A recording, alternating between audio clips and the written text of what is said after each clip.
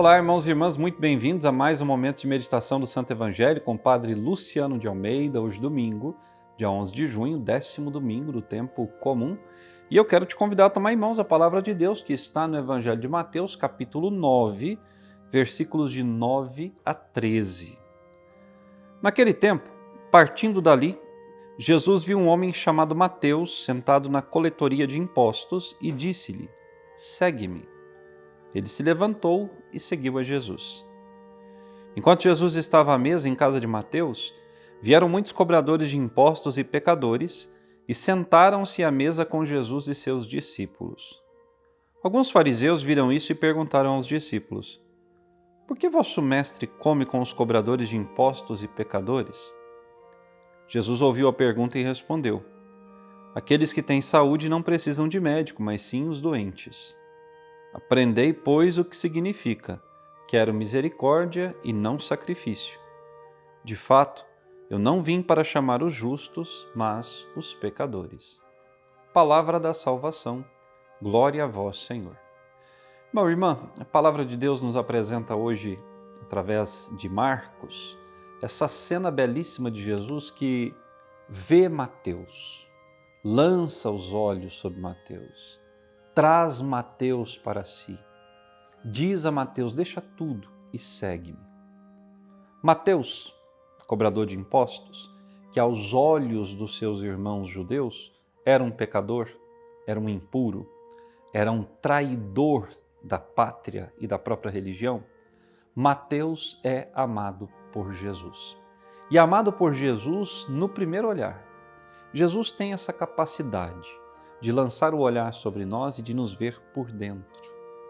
Apesar das nossas misérias, apesar dos nossos pecados, Jesus é capaz de ver as nossas boas obras, o nosso coração, sabe da nossa índole, sonda e perscruta a nossa alma.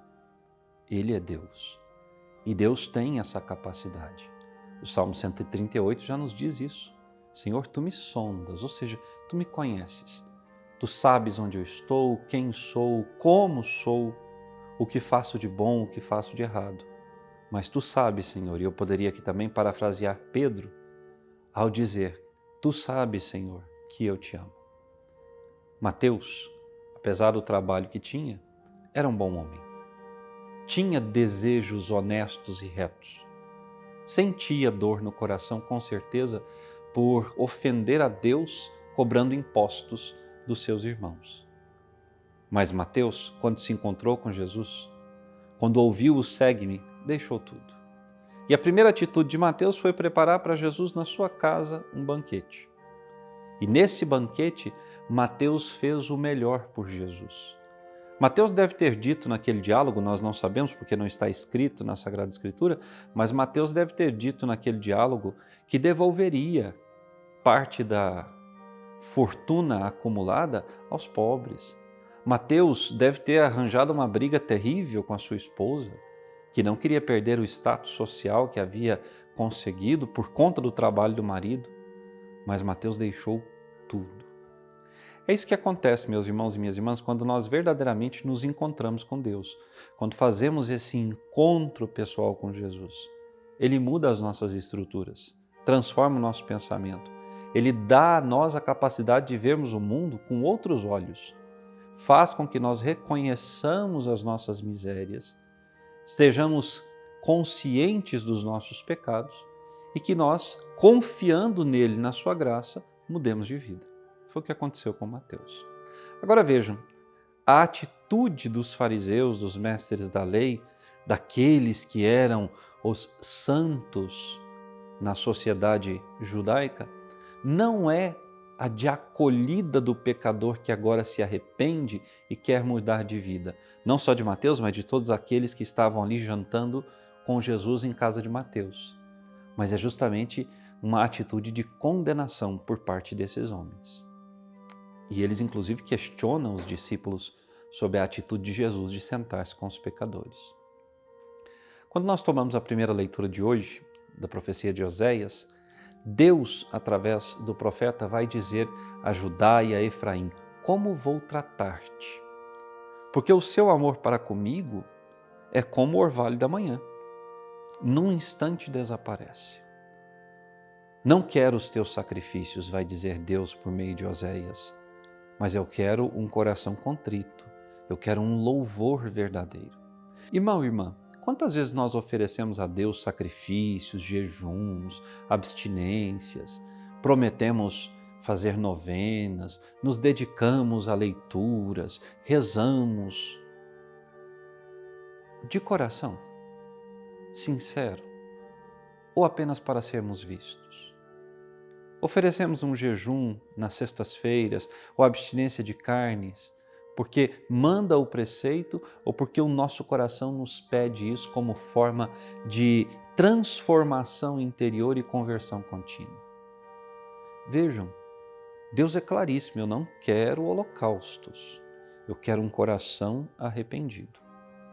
O Salmo responsorial, que tem como refrão: a todo homem que procede retamente, eu mostrarei a salvação que vem de Deus. No Salmo, Davi, ao cantar esse Salmo para nós, Davi vai também nos lembrar disso, que Deus rejeita os sacrifícios e holocaustos, mas que Ele quer um coração arrependido. Nosso coração, nossa vida, são agradáveis a Deus? Quando nós oferecemos algo ao Senhor, ainda que seja um mínimo sacrifício, o Senhor o aceita de bom grado porque sabe que não é por vaidade, não é por querer estar em destaque diante dos outros que aquilo fazemos, mas fazemos porque queremos que a nossa vida de fato seja agradável a Ele. Nosso amor por Deus, ele é perene, constante, de sempre, ou como nos dizia Oséias na primeira leitura, é como o orvalho da manhã que logo desaparece. Somos constantes, somos perseverantes. Os fariseus, os mestres da lei, conheciam em profundidade a palavra, mas seus corações estavam longe do Senhor. Mateus vivia longe do Senhor pelo seu pecado, ele e todos aqueles que estavam à sua mesa. Mas quando Mateus experimentou o amor de Deus, o amor de Mateus pelo Senhor transbordou. E isso levou Mateus a deixar tudo. Jesus no Evangelho diz a mesma coisa aos fariseus, mas com outras palavras. Quem precisa de médico não são os sãos, mas são os doentes. E uma vez que eu me reconheço doente, ou seja, pecador, necessitado da graça de Deus, e eu me aproximo de Jesus, Jesus que é a cura, Jesus que é a salvação, Jesus que é a vida nova, vai me dar essa graça. Mas para isso, eu preciso ter a humildade de me reconhecer doente e necessitado. No tempo em que nós vivemos, as pessoas raramente admitem as suas fraquezas, admitem que estão necessitados da ajuda de Deus e do outro. Mas quando o homem tem a humildade suficiente para reconhecer isso, Deus, através dos demais, faz maravilhas na vida daquele que assim se reconhece. Hoje eu quero te convidar, primeiramente, a examinar a tua consciência e a tua vida e a descobrir se você não tem sido como os fariseus, honrando a Deus com os lábios, mas tendo o coração muito distante dele. Depois, eu quero te convidar a falar de Deus hoje para aqueles que realmente necessitam ouvir a palavra do Senhor. Eu quero que você vá ao encontro daqueles que estão apartados desse nosso convívio eclesial, daqueles que muitas vezes têm no coração ideias errôneas acerca da fé e do Cristo. Que você possa mostrar com a sua vida e o seu testemunho quem realmente é o Cristo e o que Cristo realiza na sua igreja. E depois de tudo isso, eu quero te convidar ao final do dia a oferecer a Deus um louvor puro, verdadeiro, sincero, por ter feito o bem, por ter, em nome de Cristo, ido ao encontro daqueles que precisavam, dos doentes. E assim, para não ser visto, peça ao Senhor que o teu sacrifício de louvor esteja escondido no seu coração. Que Deus te abençoe e até amanhã.